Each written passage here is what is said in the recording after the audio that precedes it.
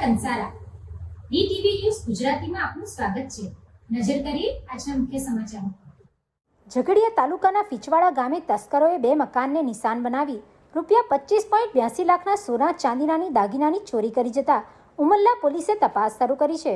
ઉમલ્લા પોલીસમાંથી મળતી વિગતો અનુસાર ફીચવાડા ગામે રહેતા પ્રવીણસિંહ ગેવલસિંહ સોલંકી પરિવારના સભ્યો તારીખ 14મી મેના રોજ રાતના જમીને સૂઈ ગયા હતા।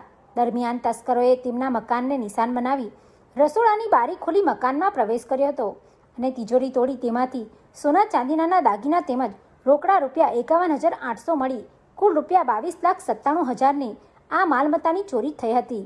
તસ્કરોએ એટલેથી જ ન અટકી પ્રવીણસિંહ સોલંકીના પાડોશમાં રહેતા કૈલાસબેન મહેન્દ્રસિંહ ગરિયાના મકાનને નિશાન બનાવી તેમના મકાનમાંથી સોના ચાંદીનાના દાગીના તેમજ રોકડ રકમ મળી કુલ ₹2,84,000ના માલમત્તાની ચોરી કરી ગયા હતા। આ બંને મકાનોમાંથી કુલ મળી ₹25,82,000ના સોના ચાંદીનાના દાગીના અને રોકડ રકમની ચોરી થઈ હતી।